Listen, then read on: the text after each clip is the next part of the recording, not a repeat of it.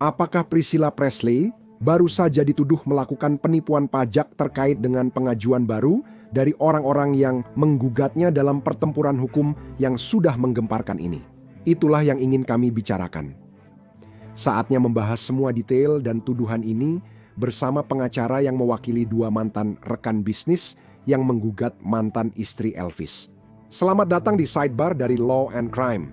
Saya Jesse Weber. Oke, ada perkembangan baru dalam saga hukum Priscilla Presley yang perlu dibahas.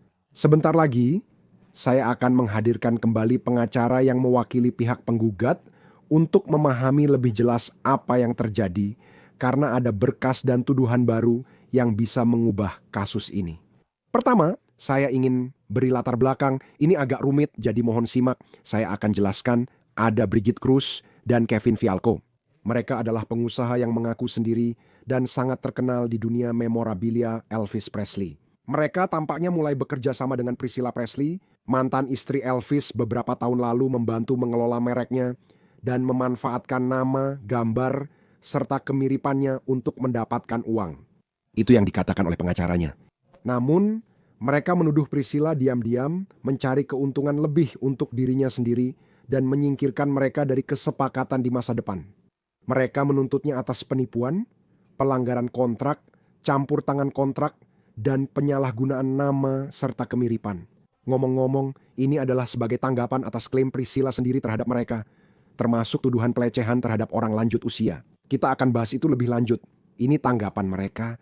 Sekarang, dalam dokumen-dokumen ini, mereka membuat banyak tuduhan, termasuk yang berkaitan dengan Elvis dan putri Elvis, serta Priscilla Lisa Marie.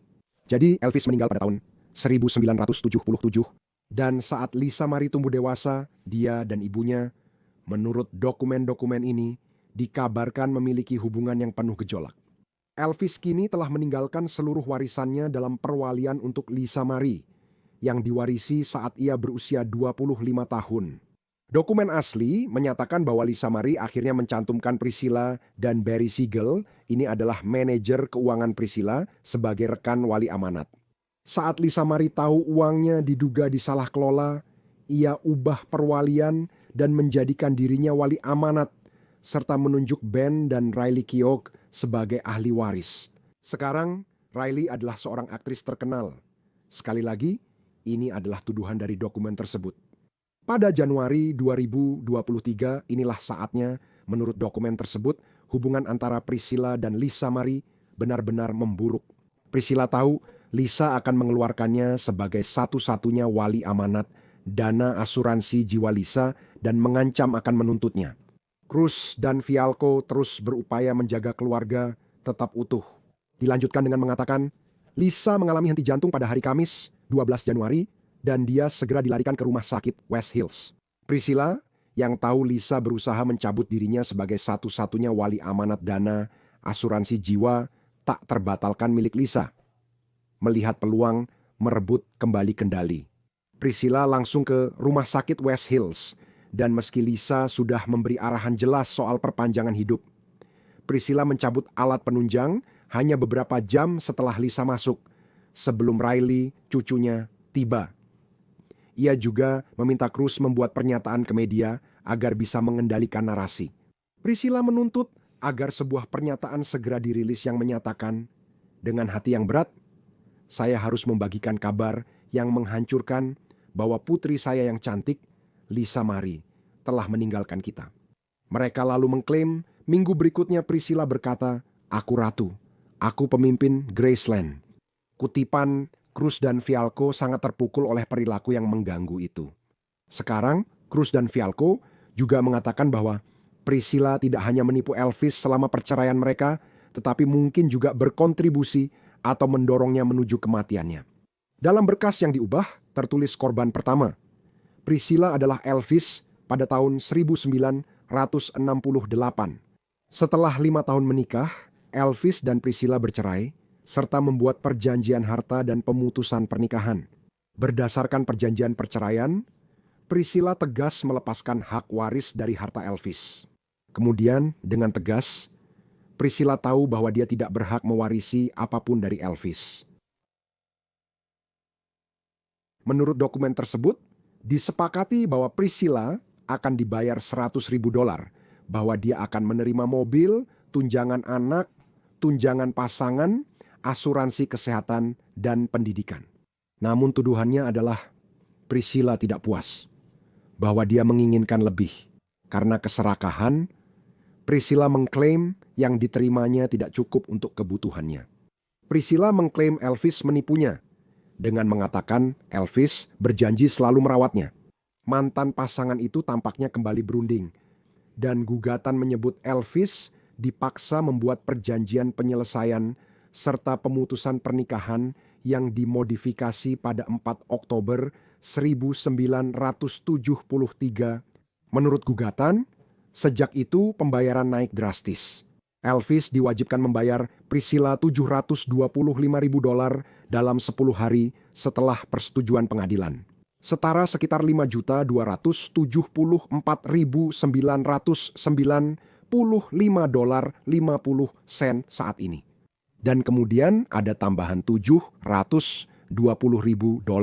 Jadi itu setara dengan sekitar $5.238.616.22 saat ini yang dibagi menjadi cicilan $6.000 per bulan. Elvis juga dipaksa untuk membayar Priscilla 50% dari hasil penjualan rumah di 144 Monofile Drive di Los Angeles, California, dan hingga 1 tahun tunjangan pasangan sebesar $4.200 per bulan. Sekali lagi, dengan huruf tebal, hausnya Priscilla akan kekuasaan dan uang tidak pernah terpuaskan. Oke. Namun, gugatan itu menyebut Priscilla tidak berhenti di situ. Meski telah memperkaya diri dan memeras jutaan dolar dari Elvis, dia kemudian menempatkan hak tanggungan atas Graceland pada sekitar 29. April 1977 sebesar $494.024,49. Lebih dari $2,2 juta menambah tekanan pada Elvis kurang dari 4 bulan sebelum ia meninggal pada 16 Agustus 1977 akibat serangan jantung dan komplikasi obat. Priscilla dianggap memberi tekanan berlebihan pada Elvis hingga kematiannya. Itulah tuduhannya, seperti yang tertulis. Dan inilah bagaimana hal ini bisa mengarah pada klaim dari Cruz dan Fialco. Mari kita kembalikan pada mereka. Hal itu terkait nama, kemiripan Priscilla, dan upaya mengembangkan mereknya demi uang. Karena menurut mereka, ternyata dia seharusnya sama sekali tidak menggunakan nama Presley. Menurut dokumen, sejak bercerai dengan Elvis, Priscilla tidak berhak apapun karena namanya tak tercantum di surat wasiat. Faktanya, sesuai perjanjian perceraian, dia harus berhenti memakai nama belakang Presley. Setelah Elvis meninggal pada 1977, Priscilla tetap memakai nama Presley demi keuntungan finansialnya, meski Elvis sebetulnya tidak menginginkannya. Intinya, tuduhannya adalah Presley mengatakan pada Cruz dan Fialco bahwa dia berhak memakai nama dan citranya. Padahal hak itu sudah dijual ke orang lain tanpa mereka ketahui. Pernyataan palsu dibuat agar mereka mau berinvestasi dan membantunya secara finansial. Karena mereka percaya dan mengeluarkan banyak uang untuk mengembangkan mereknya, jika tahu kebenarannya, mereka takkan melakukannya. Sekarang dia berutang pada mereka setelah mereka keluar uang. Nah, itu membawa kita ke gugatan balik yang baru saja diajukan. Saya ingin menghadirkan Jordan Matthews, perwakilan Cruz dan Fialco dalam kasus ini. Ia sudah pernah hadir sebelumnya. Jordan, terima kasih sudah kembali ke Sidebar. Saya menghargai itu. Ya, terima kasih banyak sudah mengundang saya, Jesse. Saya menghargainya. Mengerti, tentu saja. Jadi, mari kita perjelas dulu. Anda mengajukan gugatan silang ini atas nama klien Anda. Mari mulai dari sini. Apa gugatan silang dan maksudnya? Bagaimana perbedaannya dengan gugatan asli yang Anda ajukan jika saya memahaminya dengan benar? So, sebenarnya seberapa gugatan yang pada asalnya terus melakukan terhadap sebuah gugatan dengan tuntutan-tuntutan. Jadi ini adalah tuntutan klien saya terhadap Priscilla terkait dengan pertanyaan Anda tentang perbedaan dalam gugatan lain. Ada beberapa tuntutan substantif tertentu. Ya, saya senang Sarun untuk membahas secara spesifik mengenai tuduhan-tuduhan tertentu, tapi intinya ini adalah tuntutan yang bersifat responsif dan ofensif. Kami akan membahas pengajuan baru ini secara spesifik agar penonton memahami.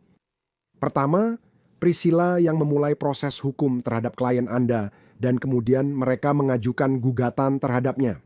Atau saya salah paham? Jadi itu cukup akurat, tapi ada sedikit perbedaan. Klien saya memprofil proses hukum terhadap Priscilla pada 2023 di Florida. Priscilla kemudian mengajukan apa yang kami yakini sebagai gugatan balasan pada tahun 2024. Ini adalah tanggapan ofensif kami terhadap gugatan ini di California. Oke, dan apa yang dia klaim gugatan balasannya? Tolong ringkas saja dengan cepat. Dia memiliki berbagai macam klaim. Ada klaim yang dia ajukan yang kami yakini dia sepenuhnya salah bahwa dia mengklaim adanya penelantaran lansia dan hal-hal semacam itu.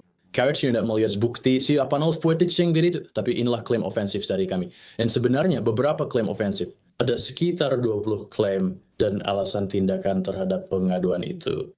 Mengerti. Sekarang saya ingin membahas berkas baru ini. Dan ada beberapa paragraf khusus yang menurut saya penting untuk disorot. Ada satu paragraf, yaitu paragraf 30. Ini tentang Lisa yang diduga menuntut agar Priscilla mengundurkan diri sebagai satu-satunya wali dari polis asuransi jiwanya karena Lisa tampaknya ingin menjual polis tersebut. Mengapa ini penting? Ini pentingnya karena beberapa alasan. Yang kuangkat penting dibahas ini adalah sebelumnya Kim Dutchlies menuduh bahwa ketika Lisa meninggal pada 12 Januari 2023, pada saat itu dia mengancam akan menuntut Priscilla dan menuntut agar Priscilla mengundurkan diri sebagai satu-satunya wali amanat dari polis asuransi jiwa yang tidak dapat dibatalkan. Tapi yang baru yang kipingin adalah bahwa dia sekali Lisa kulangi berusaha untuk menarik nilai tunai dari polis itu. Jadi tuduhannya adalah ketika Lisa akhirnya meninggal dan ketika Priscilla bersamanya di rumah sakit, yang juga ditulisnya dalam bukunya, dan di mana dia mengarahkan menurut apa yang ada di bukunya, para dokter untuk melepaskan alat bantu hidup dari Lisa. Tuduhannya adalah bahwa dia melakukan itu dengan mengetahui bahwa dia menghentikan Lisa untuk menarik nilai tunai dari polis tersebut. Alasan mengapa itu sangat penting adalah karena itu berarti polis senilai $25 juta itu masih aktif. Dan itulah yang memungkinkan dia untuk ikut campur dan menciptakan perselisihan dengan Riley yang pada akhirnya menghasilkan pembayaran sebesar $2,4 juta kepada Priscilla. Dan untuk memperjelas, Lisa ingin menjual ini untuk melunasi tunggakan pajak. Ya, dari catatan yang telah kami tinjau, memang ada kewajiban pajak yang dia miliki. Sebenarnya, salah satu bukti dalam gugatan balik ini bukan untuk menyatakan hal negatif tentang Lisa, tapi untuk memberikan gambaran yang sangat jelas dari bukti yang kami miliki, yaitu pada bulan Maret 2023, jadi tak lama setelah dia meninggal, ada pemberitahuan bahwa dia memiliki kewajiban pajak, khususnya satu pemberitahuan dengan jumlah lebih dari $900.000. Jadi menarik nilai tunai dari polis asuransi itu akan memungkinkan dia, dan memang dimaksudkan untuk memungkinkan dia, dari apa yang kami ketahui dan lihat, untuk menyelesaikan kewajiban pajaknya karena paspornya telah dicabut. Jadi dia sedang berusaha untuk menyelesaikan perusahaan itu. Berbicara tentang pajak, ini adalah berita besar di sini. Jadi, kamu harus punya beberapa paragraf di sini tentang bagaimana Cruz dan Fialco bekerja untuk menyelesaikan perselisihan antara Priscilla dan Riley, dan bagaimana Priscilla diduga mengajukan dokumen palsu ke Internal Revenue Service bahwa ini berkaitan dengan perhiasannya. Apa sebenarnya tuduhan ini? Jika kamu bisa menjelaskannya lebih lanjut. Inilah alasan mengapa tuduhan yang baru kita bahas sangat penting, karena hal itu menunjukkan karakter, dan karakter serta kredibilitas selalu menjadi isu dalam litigasi. Tapi intinya sederhana nih, ketika klien saya memulai hubungan mereka dengan Priscilla, sudah diketahui dalam dokumen sebelumnya bahwa Priscilla memiliki kewajiban pajak sekitar $700.000. Klien saya pun masuk ke hubungan itu. Mereka membayar agar dia bisa menyewa pengacara pajak supaya dia bisa bernegosiasi tentang itu. Tuduhan dan apa yang didukung oleh dokumen yang sebenarnya kami lampirkan dalam pengajuan ini adalah bahwa pada bulan Mei 2023, dia menyerahkan dokumen di bawah sumpah palsu yang menyatakan misalnya nilai dari berbagai properti, nilai pasar wajar misalnya dari perhiasan. Dia menyebut nilai pasar wajar perhiasannya $6.000. Bukti yang kami miliki adalah bahwa dia memiliki perhiasan senilai lebih dari $5 juta. Dan dia juga memiliki barang koleksi, properti pribadi yang saat ini disimpan atau pada saat itu pasti disimpan di Graceland, seperti gaun pengantinnya, perhiasan Mercedes, berbagai barang yang nilainya lebih dari jutaan dolar. Jadi singkatnya itu adalah penyampaian yang menyesatkan kepada Internal Revenue Service yang dia lakukan. Itulah tuduhannya ketika dia mencoba untuk bernegosiasi, mencari penyelesaian rencana pembayaran atau pembayaran yang lebih rendah dengan Internal Revenue Service. Pada dasarnya, dan saya tidak ingin menaruh kata-kata di mulut Anda, apakah Anda menuduh Priscilla melakukan kejahatan? Apakah Anda sudah mengeluarkan rujukan pidana dengan cara tertentu? Itu bukan keputusan yang harus saya buat ya. Terus begini relevansinya dengan klaim kami, sangat sederhana. Dalam gugatan silang ini ada klaim ketenagakerjaan. Salah satu klaim ketenagakerjaan adalah pemecatan tidak sah dan pelanggaran kebijakan publik. Jadi ketika klien kami berusaha secara menembus untuk dia mematuhi persyaratan hukumnya dan mengatakan bahwa dia harus benar-benar menyerahkan nilai taksiran, nilai yang benar dari asetnya kepada IRS agar dia memenuhi kewajibannya. Tuduhannya dia lalu memecat mereka. Dan untuk mendukung hal itu, kami memiliki surat yang berasal dari penasihat pajak yang klien saya teruskan kepada Priscilla pada tanggal 23 Agustus 2023. Dan keesokan harinya mereka dipecat. Sekarang, selain surat itu, Anda bilang Anda punya bukti untuk mendukung hal ini. Saat Anda membaca paragrafnya, terdapat beberapa bukti yang disebutkan. Apa saja buktinya? Apa bukti yang Anda miliki untuk mendukung klaim ini terkait kewajiban pajak mengenai dugaan salah penyajian pajak? Itu dokumen yang dia persetujukan ke IRS dan ditandatangani di bawah sumpah. Itu adalah lampiran yang mencantumkan nilai berbagai aset, ya salah satunya banyak bagiannya yang disensor. So, kami sebenarnya fokus secara spesifik pada masalah utamanya, yaitu perhiasannya yang dia nilai dengan nilai pasar wajar sebesar $6.000. Jadi itulah pengajuan ke IRS. Selain itu ada juga korespondensi dengan Graceland tentang upaya untuk mendapatkan properti seperti gaun pengantinnya dan sebuah Mercedes yang ada di sana. Ada berbagai barang lainnya. Dan juga fakta bahwa ada surat tertanggal 23 Agustus 2023 dari Dewan Pajak, selain pesan teks dari klien saya kepada Priscilla yang berisi surat tersebut yang menyatakan, Anda tahu, ini adalah sesuatu yang jelas perlu didiskusikan. Dan kami juga memiliki bukti lain untuk mendukung hal itu. Ngomong-ngomong, apakah dia atau kuasa hukumnya pernah menanggapi klaim itu secara spesifik? Sejauh yang saya tahu, saudara, ini tuduhan baru dalam gugatan balik yang baru diterima pengadilan awal minggu ini. Jadi mereka harus menanggapinya. Ada bagian lain dari dokumen Anda yang melibatkan Kia Morgan. Pertama, mari kita mulai. Siapa Kia Morgan? Jika saya mengucapkan namanya dengan benar. Kia Morgan di Daughter Severance Committee itu adalah nama yang akhirnya dia gunakan. Dia sulit versal atau riwayatnya dikenal sebagai seseorang yang terlibat dengan Stan Lee, pencipta buku komik. Ada tuduhan pelecehan terhadap lansia terhadapnya beberapa tahun yang lalu. Saya tidak akan membahas itu. Saya tahu dia menyalarkan, saya percaya ada proses pidana terkait hal itu. Masalah itu sudah diselesaikan, Anda tahu ada itu akhirnya diselesaikan. Saya tidak bisa benar-benar membicarakan hal itu. Yang terjadi di sini itu adalah tak lama setelah klien saya menyelesaikan sengketa kepercayaan antara Priscilla dan Riley sekitar bulan Mei atau Juni 2023, sebenarnya sekitar bulan Mei 2023. Kia Morgan memperkenalkan dirinya atau menyelipkan dirinya sendiri, itulah tuduhannya, ke dalam kehidupan Priscilla. Dan mereka melakukan percakapan atau dia melakukan percakapan dengan klien saya. Tapi pada akhirnya bersedia ini selalu banyak korespondensi pesan teks antara Kia Morgan dan klien saya. Dan saya telah melihat dengan sangat jelas bahwa dia sekali terlibat dengan cerian membuat hubungan itu menjadi suhura. Dan garis waktunya menunjukkan bahwa dia sangat terlibat dalam Morski. At for chapter Yura Maabor antara klien Hinda Priscilla Dan oleh karena itu, ada gugatan terhadapnya, 2 gugatan, 1 untuk campur tangan secara melawan hukum terhadap kontrak dan juga untuk campur tangan secara melawan hukum terhadap keuntungan ekonomi yang diharapkan. Dan Kia Morgan disebutkan lagi dalam gugatan balik ini ketika berurusan dengan Internal Revenue Service ketika menilai aset-aset di Graceland. Benar? Tidak. Jadi dia sebenarnya itu pertanyaan yang bagus, tapi dia sebenarnya tidak terlibat dalam tuduhan penilaian aset. Itu terjadi pada waktu yang sama. Jadi waktunya memang bersamaan, benar? Mengerti. Oke. Senang kamu menjelaskannya. Oke.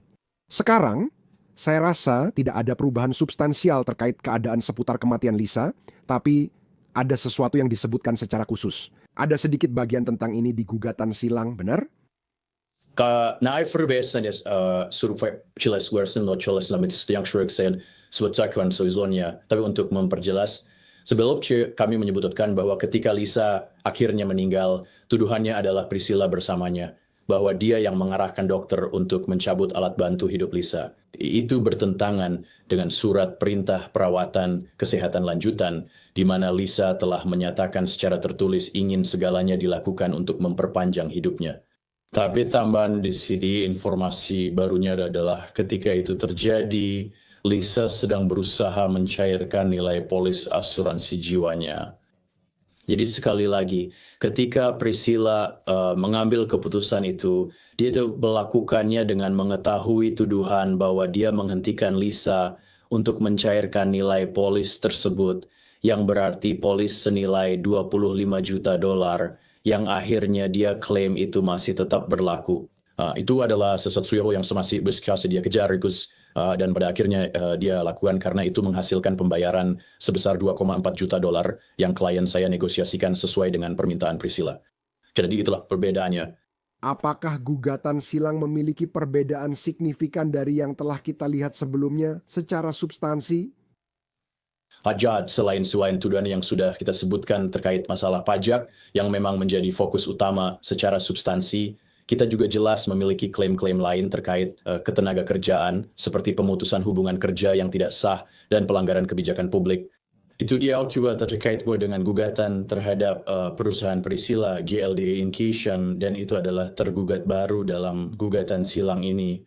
Selain gugatan silang, saya ingin bertanya hal lain. Putra Priscilla Presley, Navarone Garcia, juga digugat. Sekarang, dia terlibat dalam proses hukum ini. Sejauh yang saya tahu, tuduhan utamanya adalah dia menerima layanan dari klien Anda tanpa membayar? Singkatnya, benar. Dan untuk memperjelai di satu klien saya bekerja untuk Priscilla, ya dia menuntut, sekali lagi, ini adalah tuduhan kami dan kami punya banyak bukti untuk mendukungnya. Ya bahwa dia bekerja untuk Navarone, putranya. Dan secara khusus mereka juga ditugaskan untuk menegosiasikan penyelesaian yang sangat besar pada akhirnya bernilai jutaan dolar untuk Navarone dalam perselisihan antara Priscilla dan Riley. Jadi mereka sudah sangat sulit untuk menyelesaikan masalah fit itu siya. Tapi mereka juga melakukan hal-hal seperti bekerja untuk band miliknya. Jadi mereka melakukan semua hal itu. Ada klaim ketenaga kerjaan terhadap dirinya, ada juga klaim atas nilai jasa mereka terhadap dirinya. Dan ada juga klaim atas gangguan secara melawan hukum terhadap kontrak dan gangguan secara melawan hukum terhadap keuntungan ekonomi yang prospektif. Karena tuduhannya adalah dia juga ikut campur dalam perjanjian klien kami dengan Priscilla. Apakah Anda sudah mendengar sesuatu dari pihaknya? Apakah Anda sudah mendengar sesuatu dari pihak Priscilla? Dan di mana kasus ini sekarang? Apa statusnya? Jadi yang bisa saya katakan adalah memang sedang berlangsung proses litigasi yang sangat aktif dan cukup agresif, khususnya dari pihak kami dan pihak Priscilla. Keluhan Navarone juga merupakan litigasi yang masih aktif. Jawaban singkatnya, saat ini kami sedang dalam tahap penemuan fakta. Mengerti.